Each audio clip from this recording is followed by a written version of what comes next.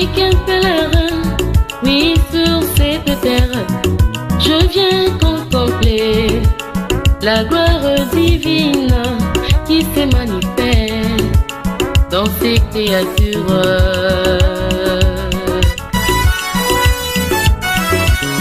Je ne suis qu'un pèlerin. Aimablement, to pesi biso nyonso bambote belé na kati na bosolo na kolo Jésus-Christ pour esepelisa kie tomona na lisusu lelo aza malamu aza bolingo yango ngai ya bino ndeko Crispin Poba Tchelele na lingi bino vraiment ici nde isusu toyeba na kokabola lelo eteni moko ya maloba pe ya elaka oyo nkolo apesaki biso tika totanga elongo Jean 14 verset 2 de quoi Sungabiso, ils a 2 Jean T, ils a Jean 14, verset 2. Pour vendre comme ça, c'est pas qu'on a une confusion. Mais bon, mais moi, je suis dans mon thème de Totangi, Jean chapitre 2. Jean chapitre 14, verset 2. Je lis au nom de Jésus-Christ. Il y a plusieurs demeures dans la maison de mon Père. Si cela n'était pas, je vous l'aurais dit, je vais vous préparer une place. Parole du Seigneur. To dingi ko yebisa bisoboye.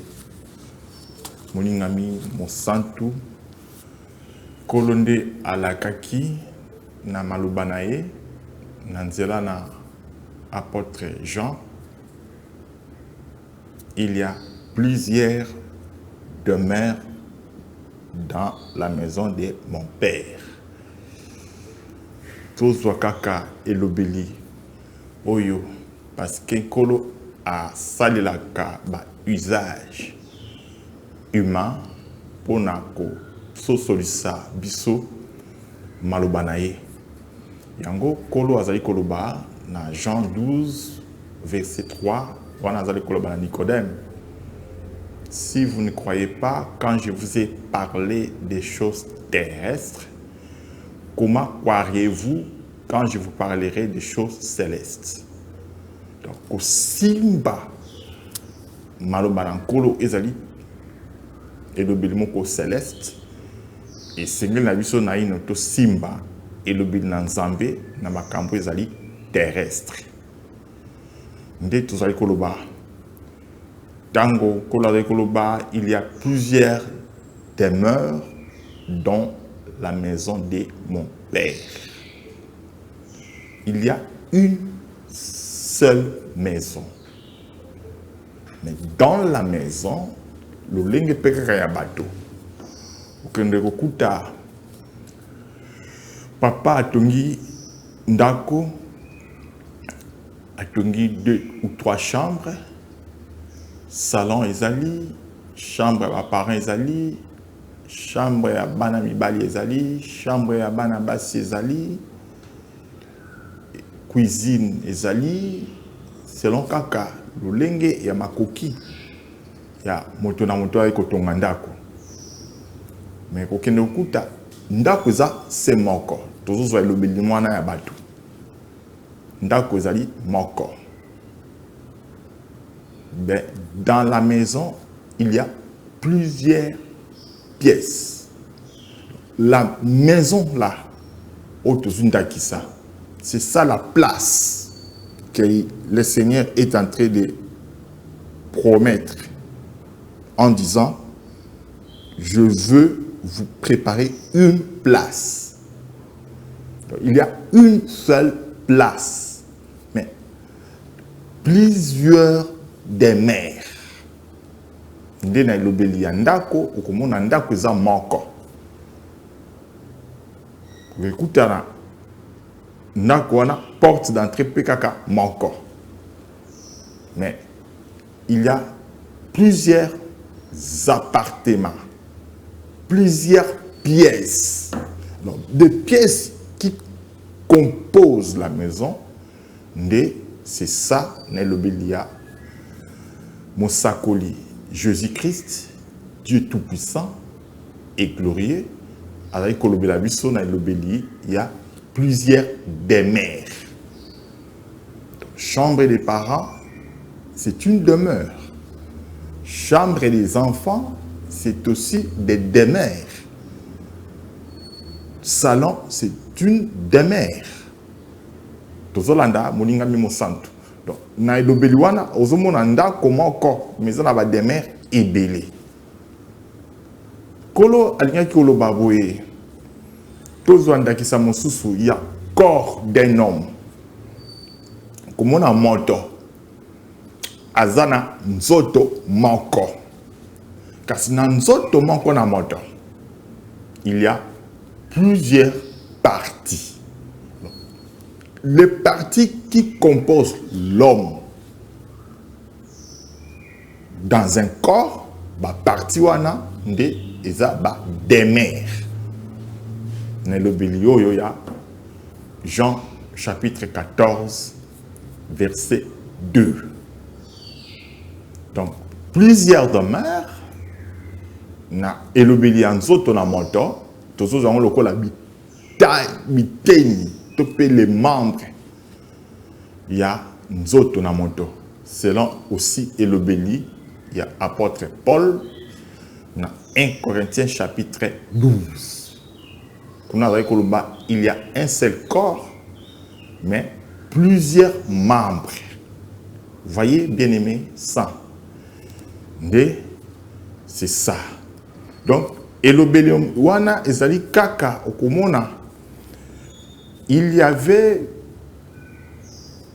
un souverain sacrificateur, na kombo ya Aaron, qui portait sur sa poitrine les 12 pierres, selon le nombre d'enfants de la tribu d'Israël.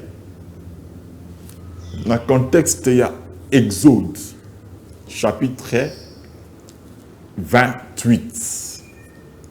Donc, tout ce monde a tolo ya nzambe eza moko. Mais sur sa poitrine, il a porté na elamba oyo nzambe abandaki kolata na tolo na ye batie 12 pierres kolandisama 12 tribus d'Israël. Tolo ya nzambe eza moko. Mais il y a plusieurs demeures. Les 12 tribus d'Israël na tolo ya nzambe lokola les demeures. Zolanda molinga mimo santo. Na wanande tuali koloba boye. Na bolingo na kolo. Tango tozali ko mona kolo koyebisa biso. Il y a plusieurs demeures dans la maison de mon père. Si cela n'était pas, je vous l'aurais dit, je vais vous préparer une place. Donc, la place dont le Seigneur a quelque préparé pour Nabiso, c'est ça le repos. Parce que dans Elobelia hébreu, baza koloba na mutungindako. Pendant na hébreu 11. Tant baza kolobela à propos ya Abraham. Bazoloba Abraham espéra ki nandako oyo etongama epai na Yahweh. Comme le vrai architecte. Parce que la maison dont la Bible nous parle, c'est l'église. Vous voyez? L'église est ça, mon corps.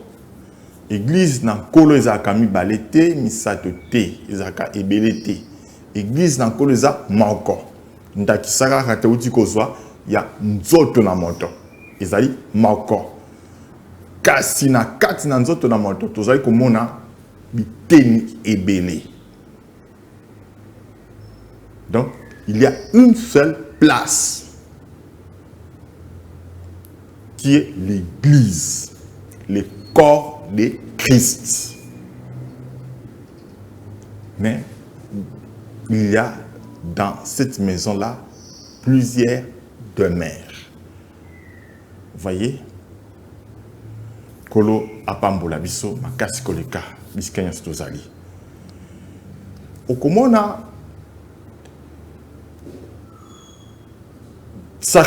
souverain sacrificateur, il y a solo Yesu Masia tango azaki na baye kolinae.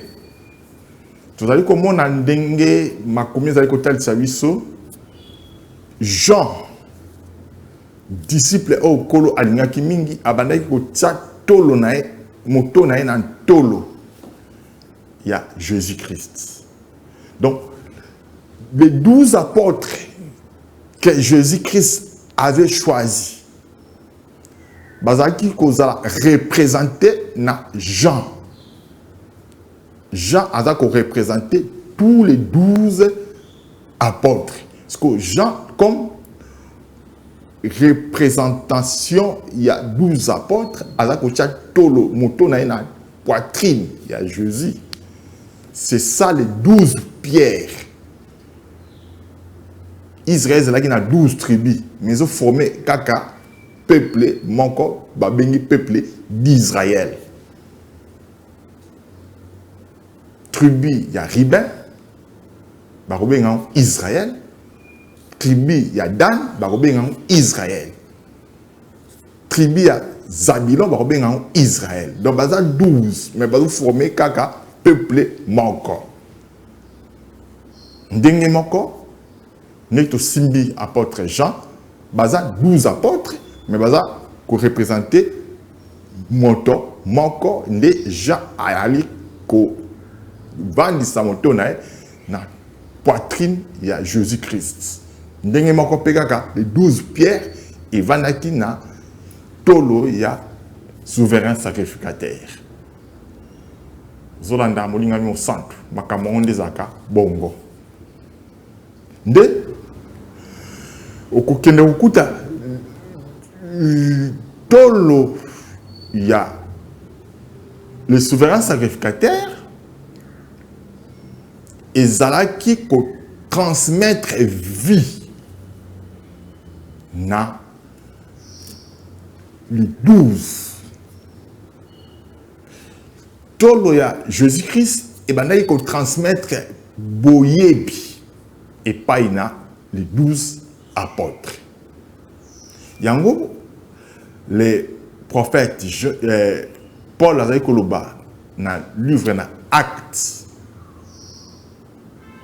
chapitre 20 koloba ete na la kisaki bino nyonso o nga na zwaki na bombelaki bino à tel côté. Donc transmettre toute la connaissance divine ezali koloba na elobelia kozwa libota kozwa les anciens kozwa église na nkolo ko tyango na tolo na yo. Donc un ministre de Dieu aza oyo amimaka charge ya église pour atyango na tolo na ye. Les ministères yangonde ezako nourrir biso l'aliment céleste, la nourriture du royaume de Dieu. Zola na molingami yango ko kende ko kuta tango Jean azali ko tia tête na ye na tolo ya Jésus-Christ ezalaki une manière ya koluba ete abandisamaki na maluba na nkolo na bomoi na ye mobimba. Que le Seigneur Jésus-Christ, Dieu vous bénisse.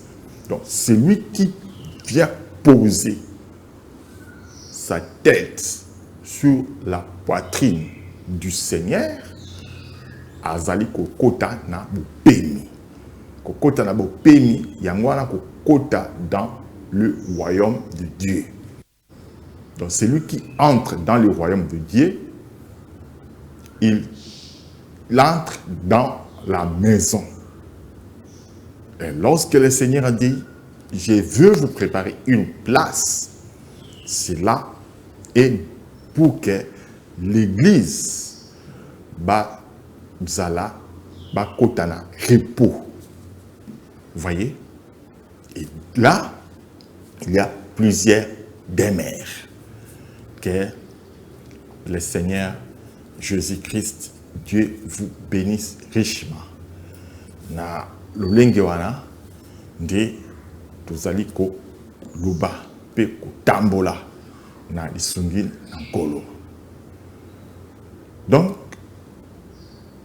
c'est comme ça au komona dans chaque appartement, dans chaque demeure, tout ça zala nourri kaka na bilei moko, qui est l'évangile de Dieu. L'évangile de Dieu est zalaka moko. Dans une église, l'église comme une maison ou un corps. Et koko zalana mi balete. Parce que les mais ils ont makila mon corps. Et makila ils ont circulé dans le corps humain, c'est ça l'évangile de Dieu. Kolo a pambola piso. Donc c'est lui qui trouve des mères dans la maison de Dieu et ils allaient l'obéir moteur azui et sika dans la parole du Seigneur. Voyez, c'est comme ça.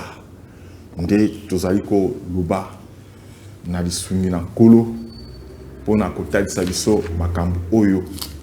Ngendo kuta nazali ko luba na Hébreux chapitre 4 verset 8 tina 10 de Josué apesaki bopemi te. Tango bali ko lobela na Hébreux 4 sur un jour que Dieu a créé, c'est le jour du repos.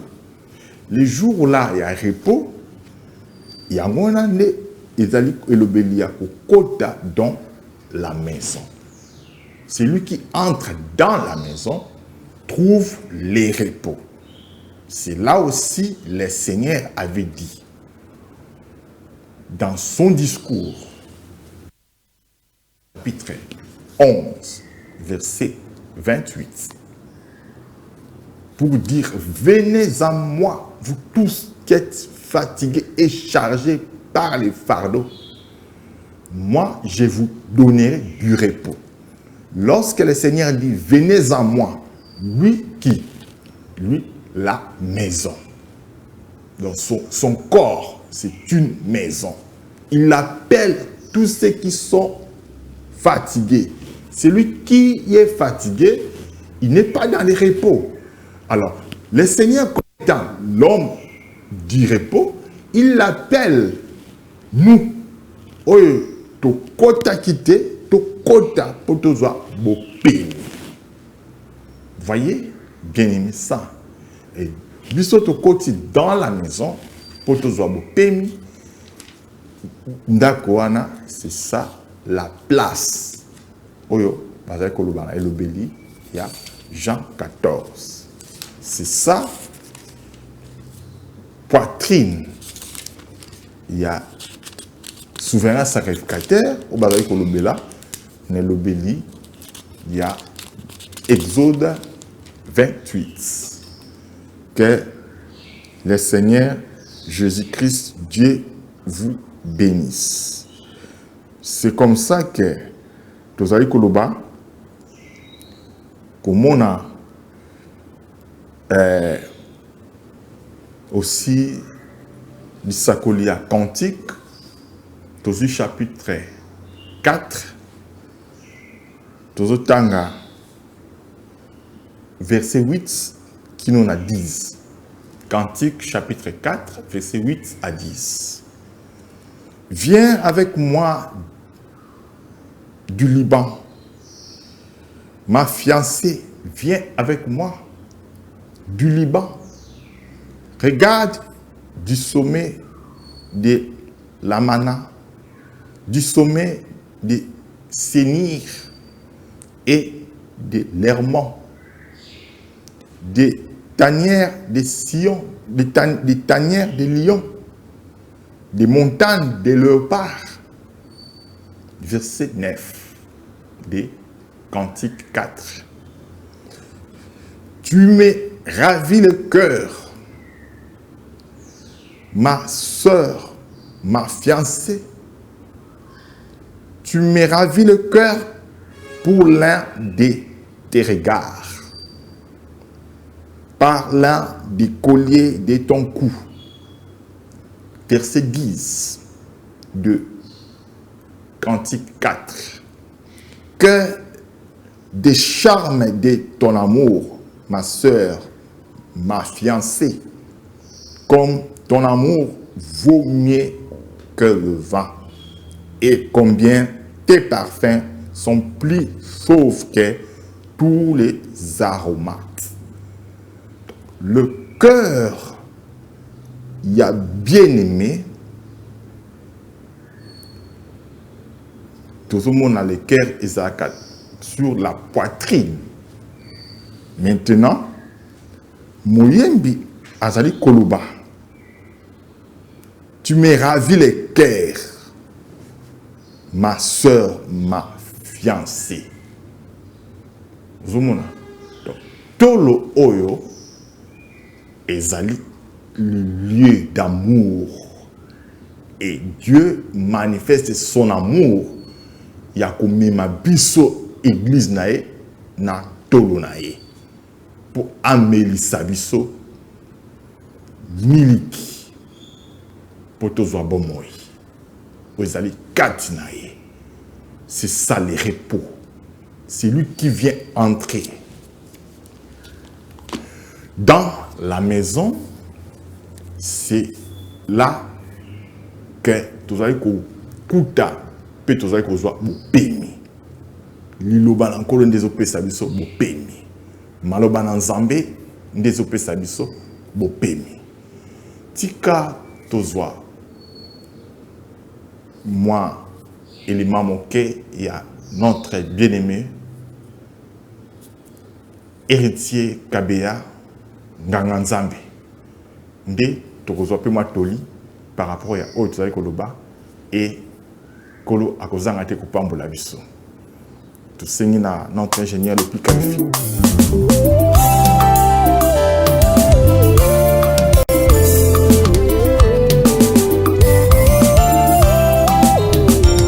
Makasi nanga seyo Masia Kanga Nzambe.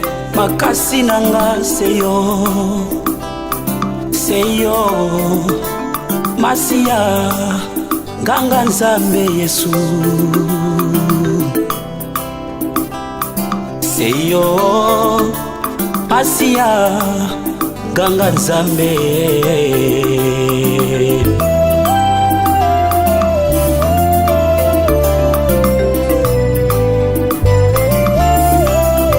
Ebale moneno yo oyo watanga kama bonga te ata babwaki mbindo ekotelema te yango.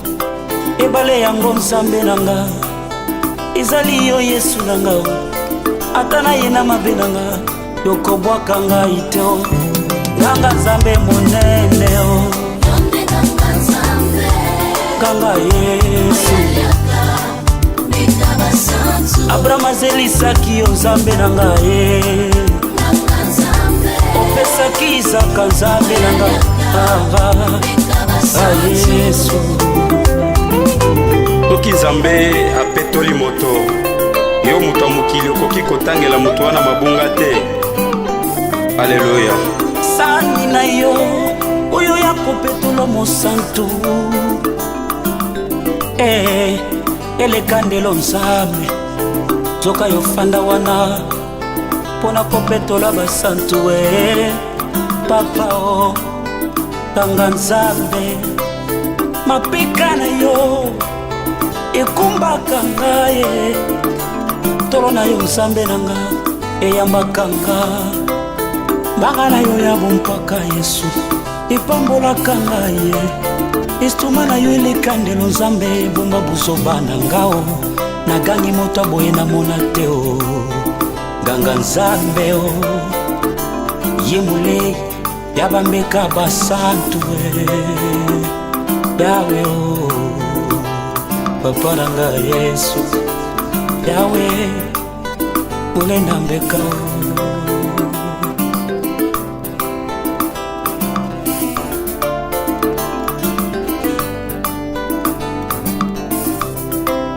ilamba na yo ya bonganga esimbaka nango mbindo te o ata yo simi bonkono Yesu mbino ekotikala te o elamba ngo epai ya lona bikamwa opesaki mobeko soki asilisi mosala bonganga atike elamba na suku tango yekolo bonganga obimisi elamba libanda Nzambe yango mwasi akotanga makila ayebaki mabombani elamba o asimbaki elamba o azwaki lobiko bile ya bana bato bapesi bikolo Nganga Nzambe Yesu nanga Yesu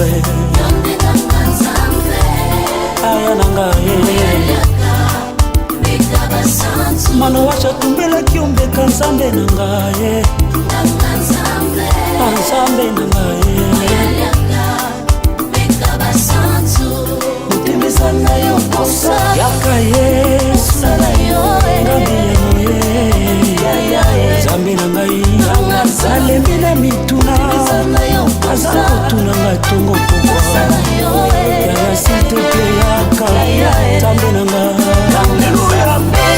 akiti lokola mpongo aliembeka na yo zala na esengo mosantu bindela ye Nganga monene Yesu Nganga monene oya liaka mbeka basantu Nganga monene Yesu Nganga monene oya liaka mbeka ba lobiko na soye aye nabenga nani Yesu satuna konani Nganga monene Nzambe nanga mulena mbeka likambo nanga esosenga yo kolo na ngai nabelela nani yo naboyi moto akatela ngai ebongi kaka yo Nganga Yesu mokaba na yo Nzambe nanga yango nesolo Nganga Yesu papa obutisa basi bikomba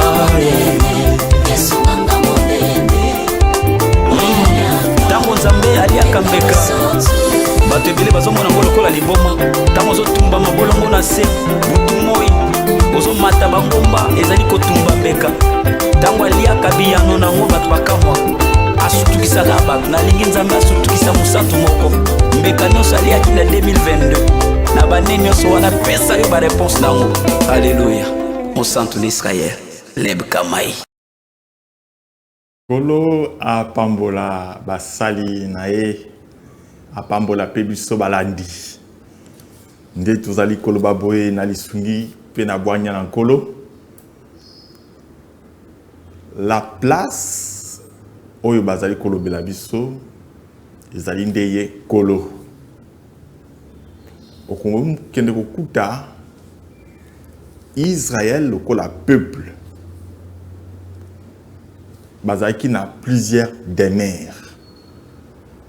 De Touloubaki, le kola Israël est composé de 12 tribus.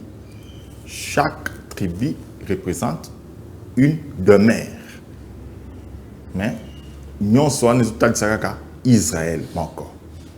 Il y a aussi kolo kokenda kotuna oyaye baekoli na Matthieu 16 au bandi na 14 tina 18 azali koloba bavandi na Césarée balobaka nini pona tina na ngai mwana na modo deba ekoli balobi balobaka ozali Jean-Baptiste. Or Jean-Baptiste azaki mosakoli. Basusu balobaka ozali Eli. Eli aza mosakoli. Basusu balobaka ozali Jérémie. Pe moko ya basakoli. Ozolanda molingami. Donc les prophètes sont des mères. Mais la place, c'est Jésus-Christ. Donc Jésus-Christ a plusieurs demeures. Jésus-Christ comme la maison, na katina tuzomona basakoli ebele. Yango la tsunami sali ko kende ko yemba na Cantique chapitre 1 verset 4 pour dire les rois m'introduit à ses appartements. Le roi o a ko kotisa tsunami na appartement nae, c'est Jésus-Christ, le véritable roi. Appartement nae, ce sont des prophètes. Il y a plusieurs prophètes, il y a plusieurs demeures dans la maison du Père. Kolo apambola bisoma kaskoleka. Nde yewana nganga nzambe na solo o na kati na ye toali komona libota mobimba lokola ba demer nde bazwami na tolo na ye esika nini bazali kolia la nourriture saine, l'évangile. Donc les 12 tribus topé les 12 apôtres. Quand on a le lenge à 1, 2, 3, 4, 5, 6, 12 ti. Il y a un cas qui bela teya ou yamoboko. Alors le fondement là, c'est un. Il y a un seul fondement. Mais simbami na 12 pierres. Le kola malakis, lilakis.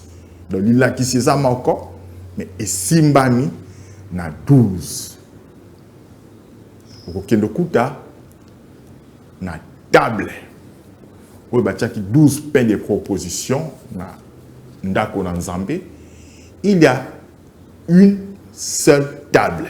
La table là, ou batiaki 12 pains, c'est ça la place. Mais na 4 il y a table wana ba zali ko présenter iso 12 pains. Voyez? Et Yahweh, Azaki Malam, na 12 pains wana nyonso et vani na table manko. Izaki séparité. Le balance solo et séparé kate. Toyeti to limbo la 12 pains na table wana, mais na kati table wana zo na table zana 4 pieds. Voyez, 4 pieds wana eza les 4 parlers au maloba na Nzambe et vandi likolo na yango. Soit par doctrine, par révélation, par connaissance et par prophétie. Donc, prophétie, révélation, connaissance, doctrine, eza ba pied oyo esimbi sango malamu. Sango malamu oyo eza fondement. Voyez, yango okokende komona aussi na elobeli oyo twali koloba na kati na tolo ya nganga nzambe twali komona 12 pierres et Yesu ye wana lokola l'ensemble des pains azali koya lokola l'enseignement bazali koloba na Acte chapitre 2 il demeurait ceux qui demeuraient bazaki bato belé bazako demeurer sur un seul enseignement l'enseignement est encore tous en Acte 2 l'enseignement des apôtres est encore mais il y a plusieurs qui persévéraient dans cet enseignement-là. Donc, l'enseignement, c'est ça la place. Alors, ceux qui demeurent autour de l'enseignement, appartement, tout peut demeure. Dans la maison de Dieu, il y a un seul enseignement, qui est l'enseignement des apôtres. Mais il y a plusieurs demeures. Et Jésus-Christ a raï koloba tant à rendre grâce lors de sa mort à Zoakilipa à Tomboli. Nous voyons un seul pain. L'acte à Tombola lipa pour rendre gloire, grâce à Dieu, c'est ça les symbole Yakomatana croix. Jésus-Christ était monté à la croix comme le pain. Donc, comme et Seigneur qui babou kalipawana en morceaux azu 12 morceaux à Kaboli na 12 apôtres Kolan Sama aussi 12 tribus d'Israël. Les morceaux là sont des demeures. Mais ali cornaé, quand on matin à croix, yangwana ko buka lipa. Comment on a croix, c'est ça la mort de Jésus-Christ. Ko kitana koulouz tant akiti si lipa, o randa ki grâce. Ko kitsa lipa, c'est ça l'enterrement. Mais tant à sécuit, il s'est multiplié. Le pain là, où il manque, où il est kabwani, n'habiteni, et subir la résurrection. Et pesamina ba ekoli. Où il bazali ba appartement, tu peux ba demeure. Pour ba lia bazo bomoy. Bomoy tozwi na lipa oyo. Et bikili c'est quoi? Et kabwani po na tina na biso et pesibiso mako kitozo bopemi bopemi otozwi et zongi sibiso na kati na corps moko de Jésus-Christ. Ce corps là qui était monté à la croix, c'est ça l'ensemble de l'enseignement, l'ensemble des écritures.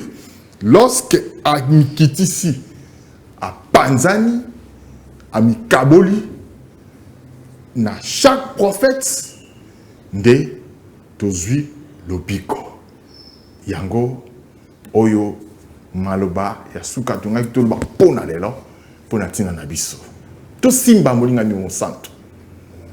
La place qui a plusieurs demeures, c'est Jésus-Christ. Na kati na e tozomona basali tozali ebele tozali plusieurs membres.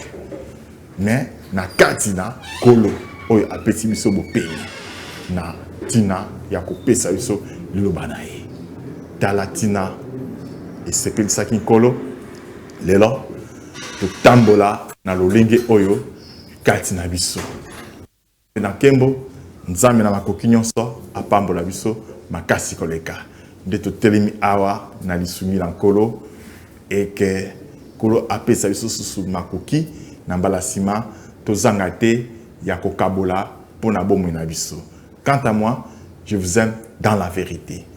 Que le Seigneur Jésus-Christ, Dieu, vous bénisse richement.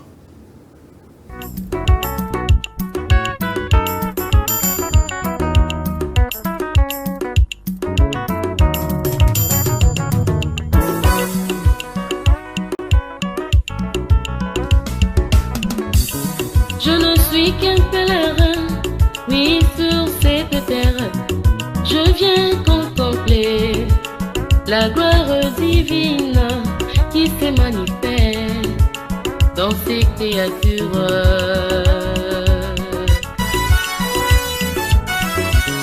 Je ne suis qu'un pèlerin sur cette terre.